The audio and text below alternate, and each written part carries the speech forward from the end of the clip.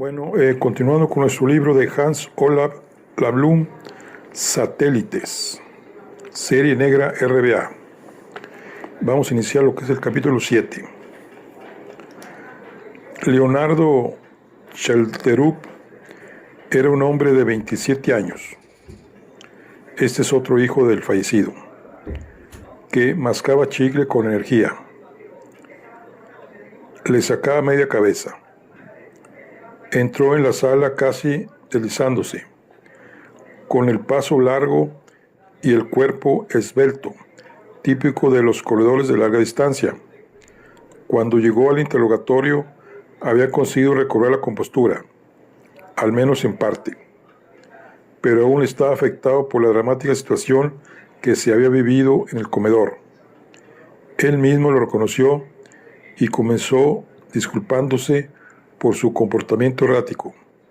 Después añadió que las circunstancias eran extraordinarias y su situación especialmente vulnerable.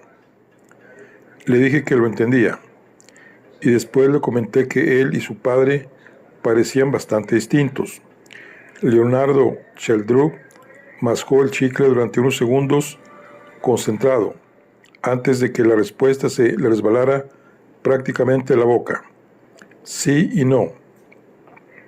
Entiendo por qué puede parecerlo. Me afecta lo que la gente piensa y dice de mí, y me preocupo por los demás. A mi padre no le pasaba ninguna de las dos cosas. Me pone nervioso conocer a gente y nunca me han interesado los negocios. Sin embargo, también tenemos cosas en común.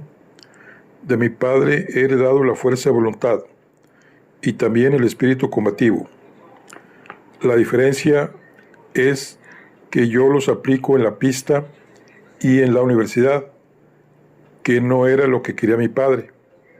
Aún así, parecía que me entendía y me respetaba un poco más estos últimos años. Por desgracia, nuestra relación nunca fue buena, aunque espero que no fuera tan mala en su último año de vida. Cuando mi padre entró en mi habitación y me dijo que mi madre se iba a ir a vivir a otro sitio y que yo me quedaría ahí sin ella, solo tenía 8 años. Nuestra relación nunca superó ese momento.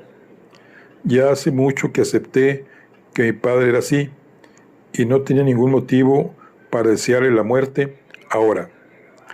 El asesinato aún me resulta irreal y no acabo de comprender por qué me eligió para probar su comida. La frase, no tenía ningún motivo para desearle la muerte ahora, enseguida me llamó la atención. Le pregunté en tono incisivo si con eso quiere decir que antes sí que había deseado la muerte de su padre. Leonardo Schelderup mascó aún más fuerte el chicle antes de continuar. Puede que le dijera algo así de adolescente, cuando me ponía rebelde. Me parecía que trataba mal a mi madre, tanto antes como después del divorcio, y no le interesaba nada de lo que yo hacía. Gritarle a mi padre era como darse de cabezazos contra la pared. Él nunca perdía los papeles y se limitaba a mirarme autoritario desde arriba, como si pudiera ver a través de mí. Al final, siempre acababa pidiéndole perdón. Aún entonces me miraba desde arriba. En mi fuero interno lo odié durante muchos años, y cuando era más joven tuve varios arranques de violencia contra él. A pesar de ello, nunca he deseado matarlo, y mucho menos lo he intentado. Pero a ver quién se cree eso ahora, añadió en voz baja, y se agitó intranquilo en la silla. Lo entendía perfectamente. Leonardo Schelderup se encontraba en una situación vulnerable con respecto al resto de los comensales, en parte porque su padre lo había elegido para que probara la comida, y en parte porque era una de las personas a las que señaló cuando se tragó los frutos secos. Además, no tenía nada parecido a una coartada que le cubría las espaldas con respecto a las ruedas pinchadas.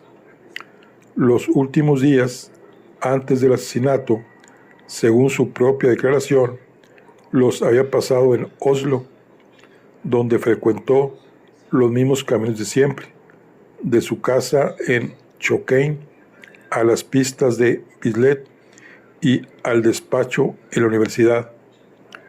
Leonardo Sheldrup parecía estar igual de poco informado sobre la herencia que su hermano mayor y aún menos interesado que él. Esperaba recibir una tercera parte de la herencia, pero estaba mentalizado de que podía recibir la cantidad mínima de 200,000 coronas. Su hermano le había sacado el tema varias veces, pero él intentaba no pensar mucho en ello. Tampoco le iba a cambiar mucho la vida si heredara 200,000 coronas, 1,000,000 o 30 millones. Le iba bien en la universidad con su tesis en química y cada vez le iba mejor en la pista. Los planes de incorporarse a la empresa no iban con él. Si heredara 5 millones, se quedaría 2 y le daría 3 a su madre, porque pensaba que tenía que haber recibido más el divorcio, pero ninguno de los dos tenía problemas económicos. Leonardo Sheldrup no tenía familia ni planes de tenerla. No quería repetir sus experiencias de infancia, añadió, sin que se lo preguntara. Con los invitados que no eran de la familia, Leonardo Sheldrup solo intercambió poco más que el saludo. Sin embargo, apuntó que Wendell Boe, tras su aparente seriedad, parecía más cálido y cercano que su propio padre. Leonardo Sheldrup me contó que el contacto que mantenía con su hermano mayor era esporádico. A pesar de la diferencia de edad, siempre se habían llevado bien y nunca había habido conflictos entre ellos. Sin embargo, sus diferencias eran cada vez más pronunciadas a medida que pasaban los años, y más allá de ser familia, tenían muy pocas cosas en común.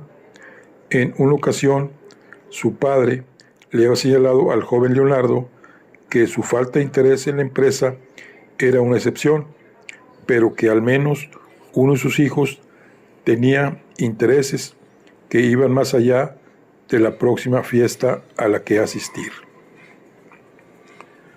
Leonardo Sheldrup declaró tener una buena relación con tía Magdalena.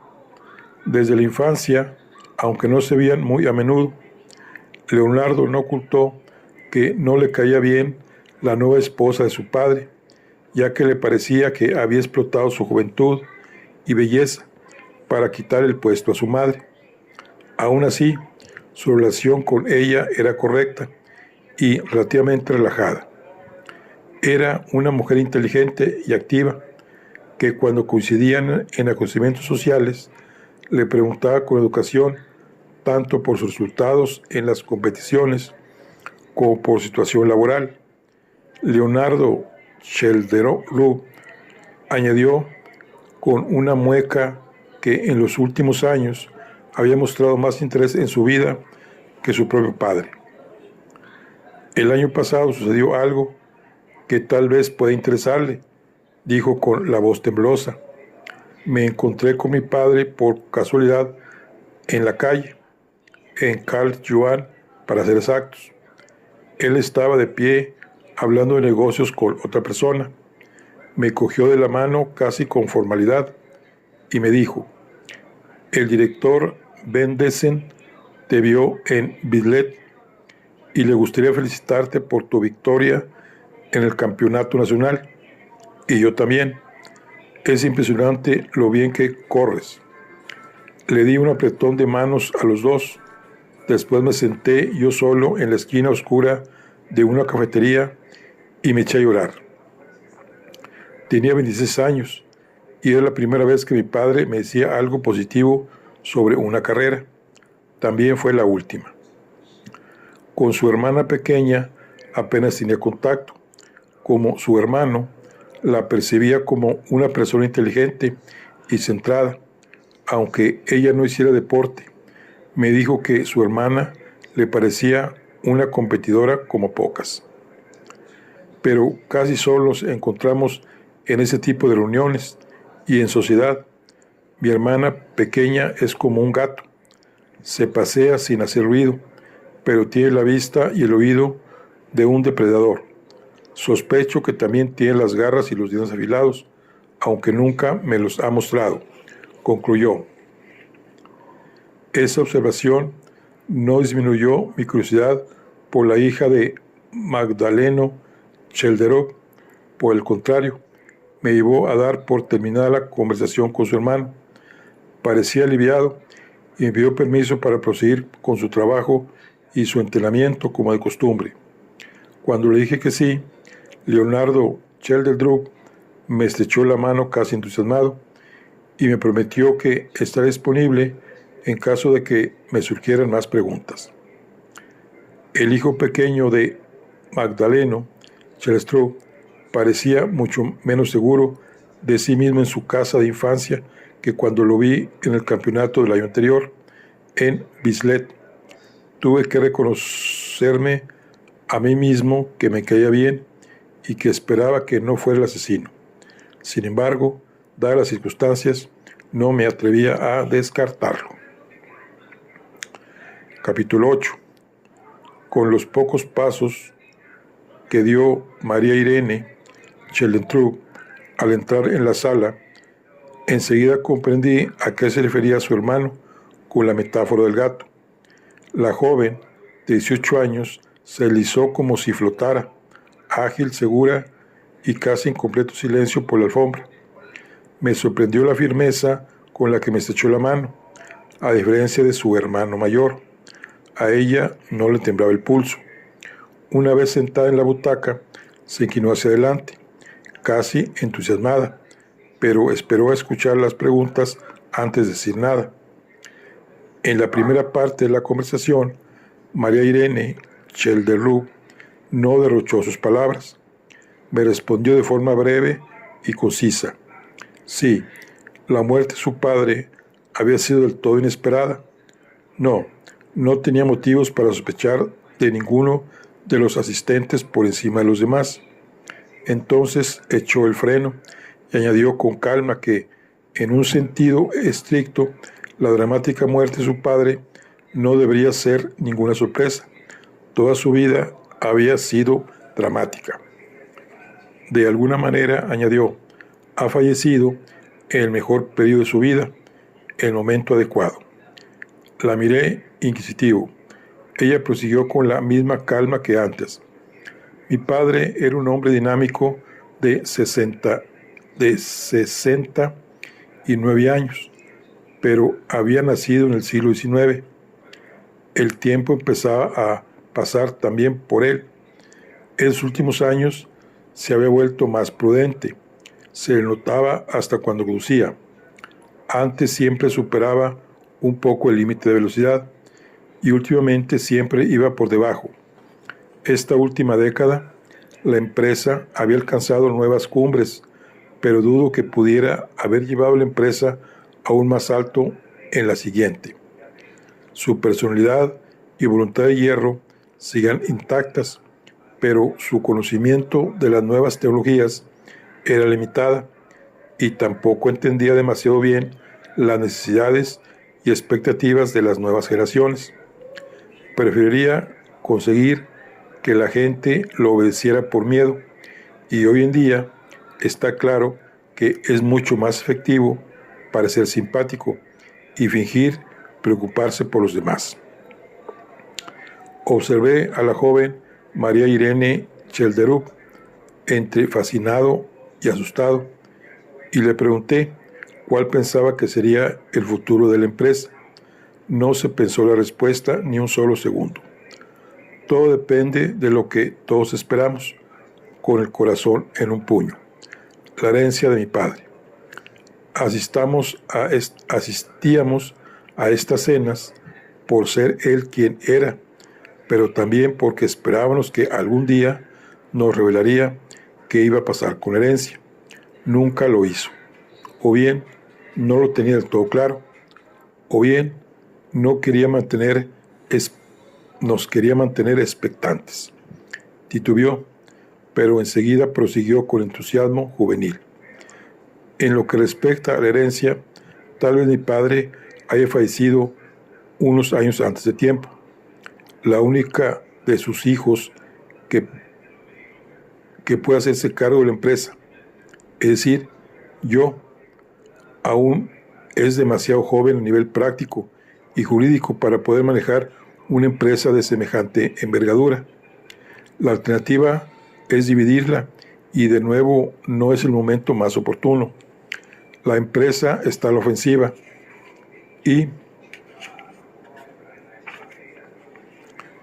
parece encontrarse en medio de varios procesos de transacción que hacen que la situación no esté del todo clara. A mi padre le gustaba tener secretos que no revelaba ni a sus más allegados. Formaba parte de su estrategia para mantener el control y quienes lo rodeaban siempre estuvieran alertas. Así que nadie sabe lo que dice el testamento. Sé que mi madre lo presionó para que me dejara una empresa lo más consolidada posible, pero ignoro si llegó a conseguirlo. Presionar a mi padre no era fácil, ni siquiera para mi madre.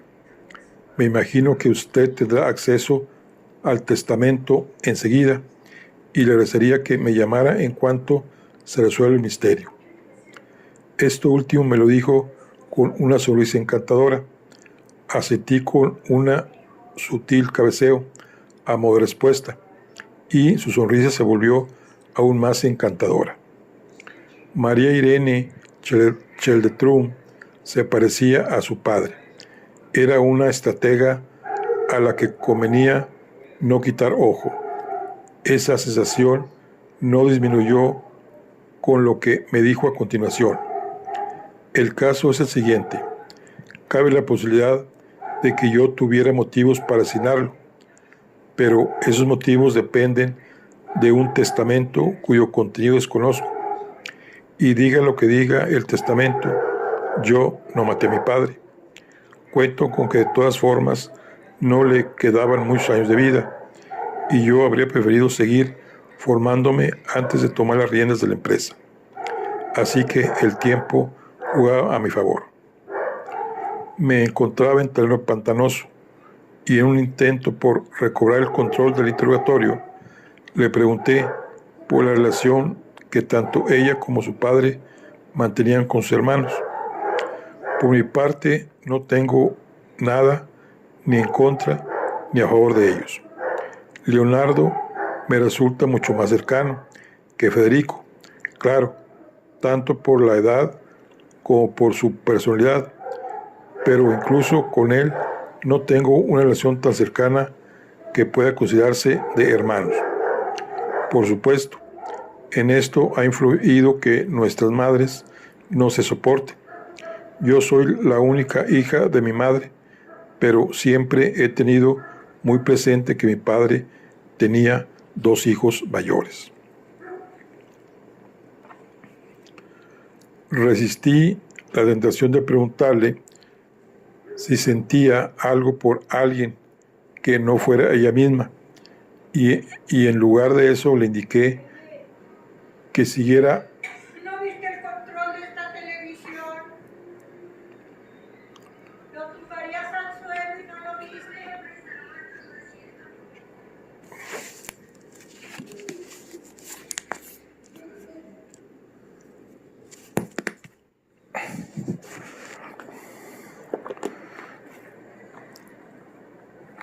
Resistí la tentación de preguntarle si sentía algo por alguien que no fuera ella misma, y en lugar de eso le indiqué que siguiera hablándome de sus hermanos. Parecía que a ese tema también le había dado muchas vueltas. En lo que respecta a la relación de mis hermanos con mi padre, creo que él no tenía ninguna esperanza puesta en Federico. Un padre que se preocupa por todo y un hijo al que todo le da lo mismo no son compatibles. Me sorprendería saber que mi padre hubiera cumplido siempre la ley, pero para él era importante que nunca lo hubieran condenado por nada, y también lo era saber que nadie nunca lo haría. Federico podría empapelar una pared con sus multas de tráfico. Una vez mi padre dijo que desearía tener un hijo mayor que conociera la ley lo suficiente para poder incumplirla, pero en lugar de eso tenía uno que no entendía que existieran las leyes, lo que suponía una gran decepción para él. A juzgar por ello, no creo que Federico pueda esperar que el testamento lo favorezca, pero mi padre era una persona impredecible y tenía unas ideas un poco raras y totalmente irracionales sobre el primogénito, la reputación familiar y estas cosas. Así que no tengo ni idea, pero creo que Federico es el que peor lo tiene. Prosiguió con una expresión algo más seria en el rostro. A Leonardo lo veo como un competidor más peligroso. Nunca hizo uso de su talento como quería mi padre, pero Leonardo tiene talento y fuerza de voluntad, y parece que en sus últimos años mi padre sentía un poco más cercano a él. El éxito de Leonardo en la pista jugaba a su favor. A mi padre no le interesaba el atletismo, pero le gustaba el éxito mensurable, del que se hablaba en los periódicos y que la gente comentaba. Así que supongo que Federico recibirá las 200,000 coronas que le corresponden por ley, y Leonardo y yo tendremos que repartirnos el resto de alguna manera. En ese momento sí que la miré entre fascinado y horrorizado. Era fácil entender a qué se refería su hermano cuando decía que era una persona competitiva. Así que lo que me está diciendo es que Leonardo tenía motivos económicos de peso para desear la muerte de su padre antes de que el tiempo la favoreciera a usted. Sonrió con ganas. Me recordó a una leona que acecha a un antílope. Eso lo ha dicho usted, no yo, y dado el extraño desarrollo de los acontecimientos, no descartaría esa conclusión, pero es difícil saberlo. Leonardo, aunque fiable, es también impredecible a su manera. Es una de las personas fuertes más débiles que conozco, o si lo prefiere, una de las personas débiles más fuertes. Leonardo es fuerte en los lugares que conoce, ya sea en la pista o en la biblioteca. Sin embargo, se vuelve débil cuando lo obligan a competir en lugares en los que no se siente seguro. Y además es un hombre solitario.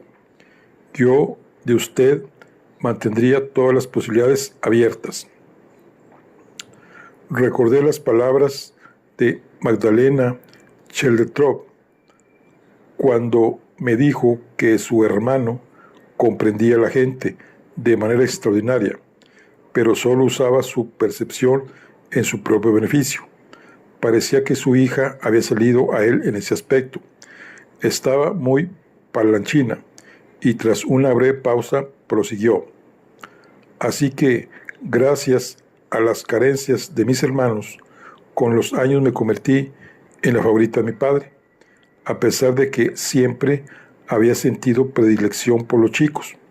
Recuerdo que cuando era pequeña le preguntaron un par de veces por su postura en cuanto a la mujer en nuestro tiempo, y él citó a un ex primer ministro danés que dijo que a él la postura que más le gustaba para las mujeres era la horizontal, pero parece que la experiencia de habernos tenido a mí y a mis hermanos supuso un cambio.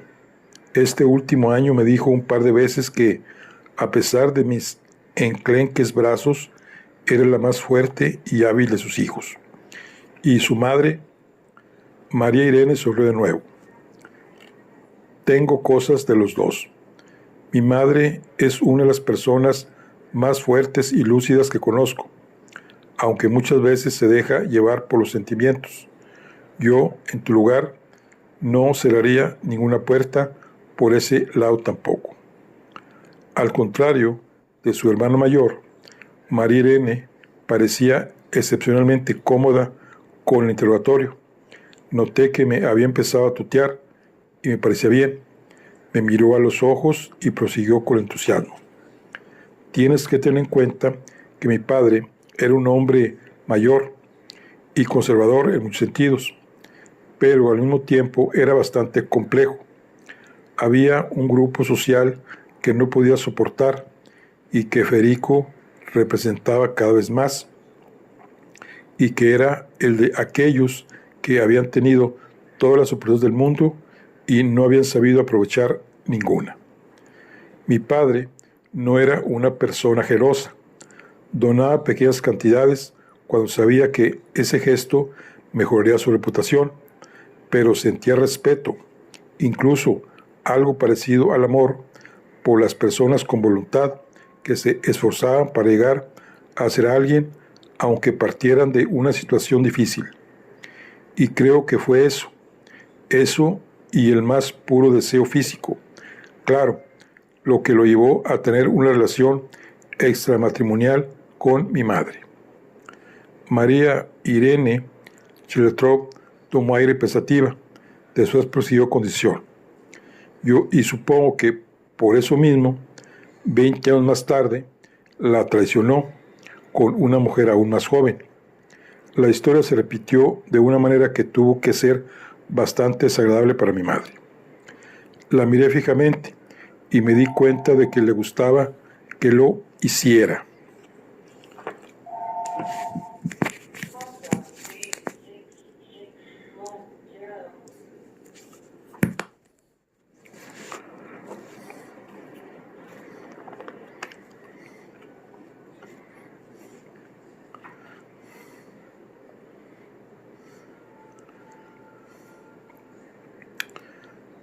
Tienes que tener en cuenta que mi padre era un hombre mayor y conservador en muchos sentidos, pero al mismo tiempo era bastante complejo. Había un grupo social que no podía soportar y que Federico representaba cada vez más, y que era el de aquellos que habían tenido todas las oportunidades del mundo y no habían sabido aprovechar ninguna. Mi padre no era una persona generosa, donaba pequeñas cantidades cuando sabía que ese gesto mejoraría su reputación, pero sentía respeto, incluso algo parecido al amor, por las personas con voluntad que se esforzaban para llegar a ser alguien, aunque partieran de una situación difícil. Y creo que fue eso y el más puro deseo físico, claro, lo que lo llevó a tener una relación extramatrimonial con mi madre. María Irene Cheletrov tomó aire pensativa, después prosiguió con decisión, y supongo que por eso mismo, 20 años más tarde, la traicionó con una mujer aún más joven. La historia se repitió de una manera que tuvo que ser bastante desagradable para mi madre. La miré fijamente y me di cuenta de que le gustaba que lo hiciera. ¿Tuvo tu padre una nueva amante en sus últimos años? Era evidente que estaba disfrutando de la situación y se permitió dedicarme una sonrisa antes de continuar. Bueno, veo que no lo sabías. Pensaba que era algo que todos sabíamos, a pesar de que no lo sacáramos a colación. Mi madre tenía que saberlo, aunque nunca hablamos del tema. No tengo tan claro que mis hermanos y mi tía estuvieran al corriente, porque no viven aquí, pero me imagino que lo sabían. El historial de mi padre con sus secretarias es por todo conocido, y para colmo, el año pasado nos dijo que su secretaria iba a tener su propia habitación en la planta baja. Por fin entendí la situación. Entonces, afirmas que a pesar de los 40 años que los separan, tu padre y su secretaria y Nove Jansen mantenían una relación de carácter sexual? ¿Lo sabes o te lo imaginas? Me dedicó una breve sonrisa que mostraba una gran seguridad en sí misma. Lo sé. Mi dormitorio está justo encima del suyo. Las paredes son de papel y mi padre tenía una forma física envidiable, a pesar de su edad. Su secretaria era muy escandalosa en la cama, lo cual es sorprendente si tenemos en cuenta lo callada que es fuera de ella. Nos quedamos unos segundos en silencio. Observé el rostro de María Irene Schellendrup en busca de algún tipo de emoción. Esperaba encontrar una rabia reprimida hacia su padre por su evidente traición a su madre, pero no la encontré, ni cuando empezó a hablar, ni en su rostro, ni en su voz, ni en su lenguaje corporal. Así que con este asunto de la secretaria tenemos una nueva incógnita. Si apareciera el testamento junto a una suma significativa, es posible que él se la hubiera prometido y entonces entenderíamos que tenía un motivo para haber acabado con su vida, ¿verdad? Asentí, pero me apresuré a añadir lo siguiente. Entonces tu conclusión es que todo el mundo tenía un motivo, menos tú, ¿no? Me volvió a mostrar una sonrisa de depredador. Eso lo has dicho tú, no yo. Lo que yo diría es que todos los comensales podían tener un motivo para llevar a cabo el asesinato. Hay antiguas rencillas entre mi padre y Magdalena, su hermana, con el matrimonio Wendelboe e incluso con Herlofsen, el gerente. Algo de la guerra de lo que nunca se hablaba. Algo de la guerra de lo que nunca se hablaba y de lo que por lo tanto no sé mucho más. Deberías preguntarle a quienes estuvieron presentes. Según cuál sea el contenido del testamento, yo misma podría tener un motivo, pero aún así mantengo que no tuve ocasión de llevar a cabo el asesinato. Tomé nota de esto último y le dije que por el momento no tenía más preguntas que hacerle. Se levantó del asiento enseguida. A diferencia de sus hermanos, tenía la mano igual de seca y firme que cuando llegó. Con una sonrisa pícara me dijo que había sido una conversación muy interesante también para ella y que no dudara en ponerme en contacto con ella si me surgía alguna pregunta más. Lo dijo mirándome a los ojos y sentí que me atravesaba el uniforme y a mí mismo con la mirada. Cerré la puerta tras ella e invité a pasar al siguiente testigo, la secretaria Yvonne Jensen. Capítulo 9. Yvonne Jensen era un poco más joven de lo que me había parecido en un principio. Me dijo que tenía 29 años y cuando la vi más de cerca y con mejor iluminación, me di cuenta de que tenía sentido. Tenía la piel joven, a pesar de la seriedad de su mirada. Estaba delgada y tenía un porte elegante, pero sus movimientos transmitían inseguridad. Se quedó de pie junto a la puerta, con cautela, y no se acercó a la mesa hasta que se lo hube pedido 2 veces. Comencé con prudencia y le planteé 2 preguntas rutinarias sobre qué tipo de jefe era Magdaleno Schellendrup. Me respondió, seria y responsable, que a veces podría resultar exigente, pero que al mismo tiempo resultaba inspirador y amable, siempre que una hiciera lo que tenía que hacer. Consideraba que trabajar para él como secretaria era una gran oportunidad y por eso se había entregado en cuerpo y alma. Después de un breve periodo de prueba, él se había mostrado satisfecho con su trabajo y le había ofrecido un aumento, además de regalos por su cumpleaños y en ocasiones especiales. Su asesinato le había resultado del todo inesperado y no tenía ni idea de quién podía haberlo cometido. A ella nunca se le había pasado por la cabeza nada semejante, y su muerte le había afectado mucho. El día de la muerte de su jefe no quiere decir nada malo, ni de sus parientes, ni del resto de los empleados.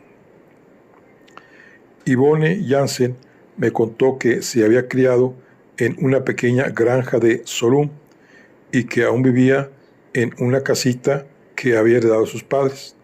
No tenía ni coche ni permiso de conducir y cada día iba y venía del trabajo en autobús. Magdaleno Scheldstrup le había sugerido que en los periodos más intensos de actividad le podían preparar su propio dormitorio en la casa. Ella había accedido, pero los fines de semana volvía a casa y normalmente también entre semana. Yvonne Jansen era soltera, no tenía hermanos y tras la muerte de sus padres, unos años antes, tampoco otros parientes cercanos. Después del bachillerato y la formación como secretaria, tuvo varios trabajos temporales de oficina. Fue un gran alivio encontrar un puesto fijo que le asegurase un sueldo, además de un jefe y un trabajo agradables. Por el momento, mantenía muy bien la apariencia de secretaria responsable, pero esa imagen se derrumbó en cuanto señalé que su relación con el fallecido era más cercana de lo que ella me estaba haciendo creer. Se pasó un rato sentada, cubriéndose el rostro con las manos, entonces todo pasó de repente. No era lo que tenía planeado. Digan lo que digan, no lo tenía pensado cuando empecé a trabajar para él. Necesitaba desesperadamente un trabajo y estaba extasiada cuando me contrató. La idea de que alguien en esta casa podía tener algún tipo de interés en mí como algo más que una secretaria me resultaba impensable. No soy inteligente ni tampoco guapa y no intenté seducirlo de ninguna manera. Asentí con la intención de tranquilizarla y de animarla a que prosiguiera con la información que tenía sobre Magdaleno Scheldstrup. Hasta el momento me sonaba creíble. Pero aún así, él se vio tentado y usted no puso resistencia. Negó despacio con la cabeza y exhaló un hondo suspiro. No, lo reconozco. No era fácil negarle a Magdaleno Scheldstrup lo que quería, sobre todo para alguien como yo, que era empleada suya y dependía del sueldo para vivir. Si le soy sincera, tampoco sé si me habría negado si las circunstancias hubieran sido otras. Magdaleno podría ser estricto, pero era un hombre interesante y aún resultaba atractivo. Fue el primer hombre que de verdad se preocupó por cómo me encontraba y que creía que me merecía algo más. Y tenía dinero para poder ofrecerle una vida mejor. Ella sintió con la cabeza. Por supuesto, puede que eso tuviera algo que ver. Yo nunca había tenido gran cosa. Mi padre bebía y mi madre volcaba en mí todas sus frustraciones. Nunca he mordido la mano que me da de comer y tampoco me resistí cuando esa misma mano se me agarraba al cuello. Era fácil ponerse en lugar de la buena de Yvonne Jansen y entender su historia, rodeada de toda esa gente rica que estaba sentada a la mesa. Sin embargo, me provocaba sentimientos encontrados. Estaba claro que ella tampoco era la inocencia hecha persona y que también podía tener un motivo para cometer el asesinato. Las palabras de María Irene aún resonaban en mis oídos. Al parecer, Yvonne Jansen era inesperadamente ruidosa en la cama, a pesar de lo callada que era en su vida cotidiana. Incluso cuando la esposa y la hija de su amante estaban en la misma casa. Ahora que está muerto, peligra su puesto de trabajo, al menos si se entera su mujer. Volvió a sentir con la cabeza. Estoy segura de que lo sabe. No es tonta. Y él no se cuidó de esconder nada. Cuento con estar de patitas en la calle mañana mismo, pero eso no es mi problema en esos momentos. La miré confundido. Ella titubeó y se tapó la cara con las manos antes de continuar. Ya sabe, ahora ya no tengo que pensar solo en mí misma. Empecé a comprender a qué se refería. Todo me quedó más claro cuando se tocó con cuidado la barriga. Magdaleno tiene 3 hijos, pero deja huérfanos a 4. El que está en camino llegará justo antes de Navidad, dijo en voz baja. La vida y los ruidos de la sala se tuvieron por un instante, y Bonnie Jensen derramó un par de lágrimas y se las enjuagó al tiempo que susurró una disculpa. Entre tanto, pensé en las consecuencias de esa sensacional noticia. Debió de llevarme cerca de medio minuto preguntarle si él lo sabía. Ella sintió con la cabeza, a modo de respuesta. Cuando me enteré, no tenía ni la más remota idea de qué hacer y pensé en esperar el mayor tiempo posible sin decir nada. Magdaleno lo descubrió por su cuenta. El domingo, hace justo una semana.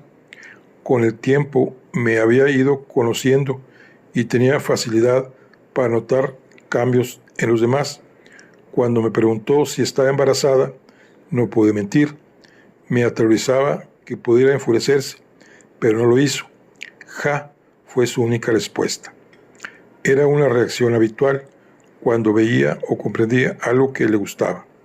Entonces me preguntó si estaba completamente segura de que él era el padre. Le dije la verdad, que no había ninguna duda. Durante los últimos meses había trabajado para él día y noche. Él había sido el único hombre que había entrado en mi cama, no solo ese año, sino todos los anteriores. Se puso muy contento y de muy buen humor. Se rió, me abrazó y me dijo que no tenía de qué preocuparme, que él se ocuparía de que ni a mí ni a la criatura nos faltara nada. Yvonne Jensen hizo una pausa y titubeó, pero le pedí que continuara. Pero entonces se encogió de hombros desesperada. Pero entonces no volvimos a hablar del tema. Me fiaba de su palabra y no quería molestar. Y, por raro que parezca, no volvió a decir nada sobre ese asunto en toda la semana. Ahora está muerto y no tengo ni idea de lo que va a pasarnos, ni a mí ni a nuestro bebé. Antes de continuar, Yvonne Jensen se quedó unos segundos pesarosa y con lágrimas en los ojos. Lo creo o no, la intenté advertir de que me podía quedar embarazada, pero me dijo que no me preocupara, que ya no podía dejar embarazada a una mujer. Parecía molesto cuando lo dijo, así que no le pregunté más. Tenía miedo de que pudiera enfadarse, pero estaba casi contento, a pesar de que no le gustaba equivocarse ni tampoco los gastos inesperados. Así que ahora quiero pensar que me quería y que deseaba tener un hijo conmigo. Es un pequeño consuelo esta noche. Me apresuré a preguntarle si alguna vez habían hablado sobre la posibilidad de que se divorciara de su mujer. Yvonne Jensen negó decidida con la cabeza y me aseguró que ese tema nunca se había planteado. Reconoció que ella no habría objetado nada si él hubiese querido divorciarse de su esposa para casarse con ella, pero él nunca había mencionado esa posibilidad y ella no había esperado que lo hiciera. Estaba preparada para acabar como madre soltera y sin ingresos, y se mostró más que satisfecha cuando él le prometió que se haría cargo de ella y del bebé. Ahora que él ya no estaba, nadie sabía qué iba a pasar, añadió con profundo suspiro y un sentido sollozo. Él era el padre, pero podría resultar complicado probarlo. Mientras tanto, se había quedado sin trabajo y sin sueldo, con un hijo huérfano en el vientre y apenas 500 coronas en el banco.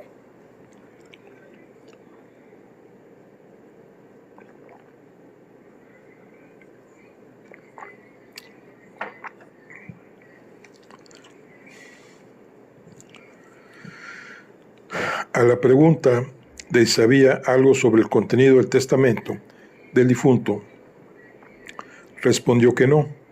Habían pasado tan pocos días antes de que se había enterado del bebé que casi no habría tenido tiempo de cambiar nada, añadió con la voz tomada por el llanto.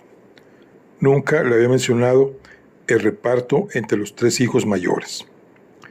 Yvonne Jensen declaró no tener una mala relación con los hijos de su jefe y amante.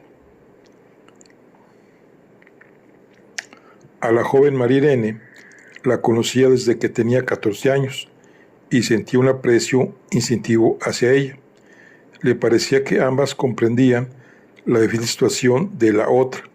Por otro lado, la señora Sandra Seldrup le había resultado exigente al principio, después enferma de poder, más tarde celosa y por último llena de odio y rencor. No era difícil comprender que los 2 hijastros tuvieran una relación complicada con su madrastra. La hermana de Magdaleno, Sheldrup, siempre había tenido un trato correcto con la secretaria, si bien distante e indulgente. La relación de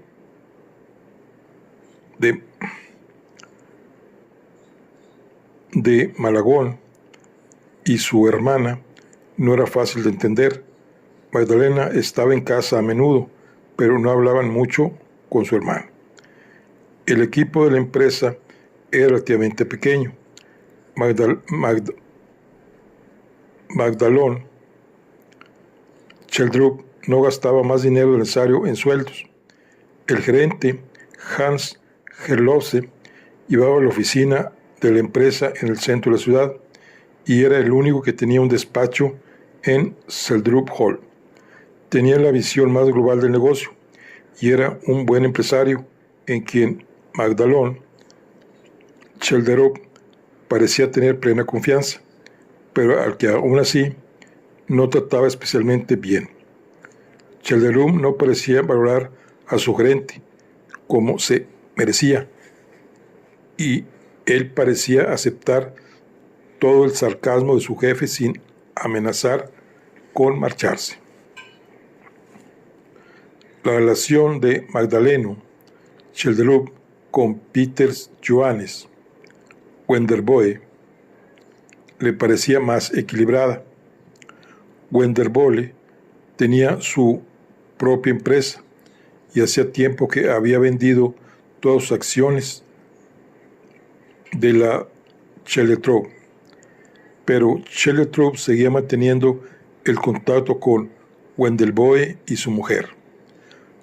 Como le sucedía con su hermana, tenían una relación que consistía en que les gustaba verse, a pesar de que casi no hablaban.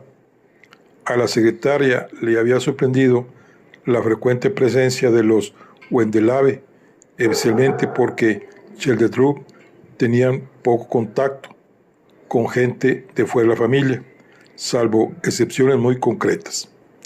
Había dado por hecho que era porque se conocían desde la guerra y habían mantenido el contacto desde entonces.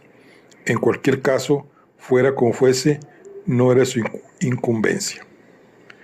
Yvonne Jensen se había enterado de que el gerente Hans Herlofsen también los conocía de la guerra, y aunque tenía que ser unos 15 años más joven que Magdaleno Sheldrup y Peter Johannes Wendelboe, él, por lo demás amistoso, Herlofsen había dejado claro, de forma amable pero firme, que no quería hablar de la guerra, ni de los años que llegaron después.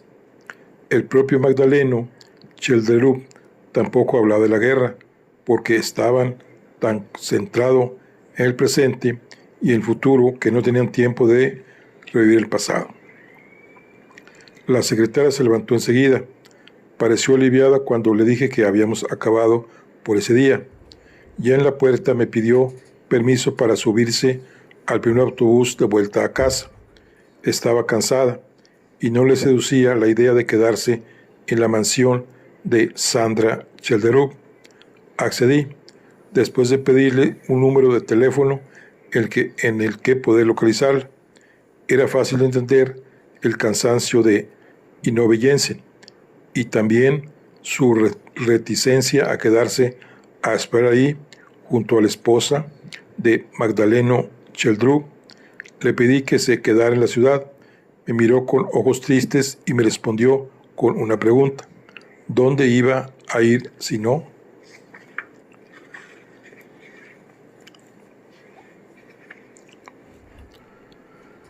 Por algún motivo me quedé mirando por la ventana hasta que Yvonne Jensen cruzó seguro el camino de salida. Fue rápido. No tardó en salir de la casa y siguió caminando deprisa, cabizbaja. Enseguida me di cuenta de que, por el momento, era la única persona de las que había interrogado que parecía que fuera a echar en falta a Magdaleno Chelderub. Capítulo 10.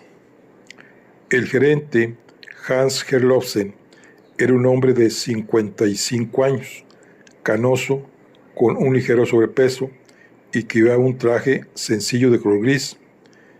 En sus momentos de asueto me lo imaginaba como el típico tío jovial y simpático con sus sobrinos. Estaba claramente afectado por los acontecimientos del día y cuando empezamos a hablar lo noté algo tenso. Se tranquilizó un poco al ver que mi primera pregunta era sobre la empresa de Magdaleno Chelderub. Herlofsen me demostró enseguida que se le daba bien los números. Era capaz de enumerar de corrido los beneficios y las acciones de las décadas del 40, 50, 60. La conclusión que saqué de ello fue que el imperio empresarial de Chelderub iba viento en popa, según los cálculos de Herlofsen. La estimación de 100 millones de la que hablaban los periódicos era demasiado baja. Él calculaba que los bienes de Chelderub rondarían entre 125 y 130 millones, teniendo en cuenta los impuestos, y que su valor seguramente disminuiría si se tuviera que dividir la empresa y vender propiedades inmobiliarias. Hans Herlofsen me contó de forma concisa y rutinaria que era viudo y que vivía solo en la planta superior de su casa de infancia, en Lysaker.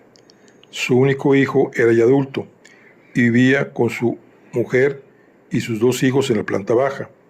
Hans Herlofsen siempre se había dedicado en cuerpo y alma al trabajo, y aparte de su hijo y su familia, la mayor parte de su vida social también estaba ligado a lo laboral.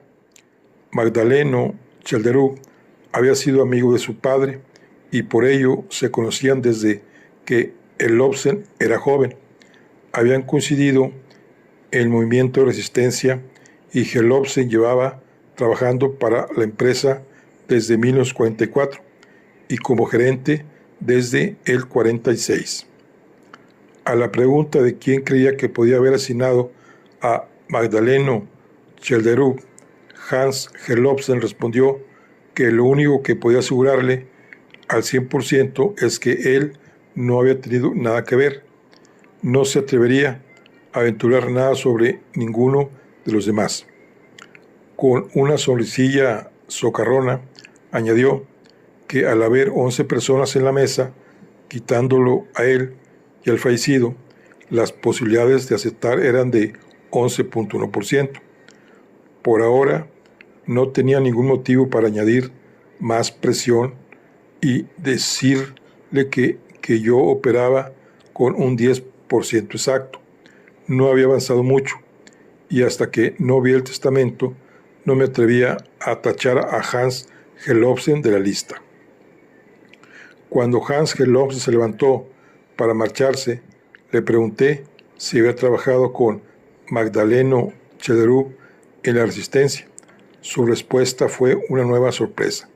Claro, pero yo era solo un asistente de la vieja guardia y no estaba ahí cuando sucedió.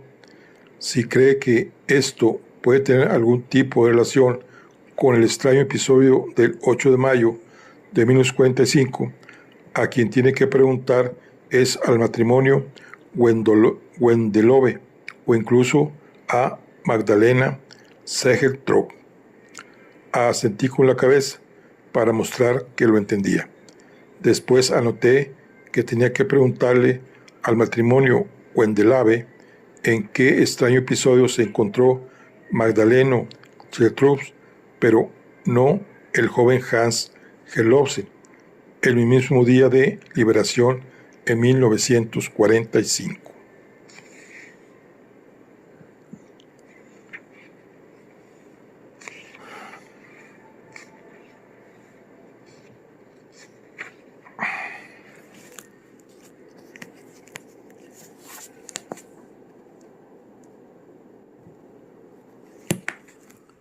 Bueno, aquí concluimos la charla del día de hoy. Nos vemos en la siguiente. Hasta luego.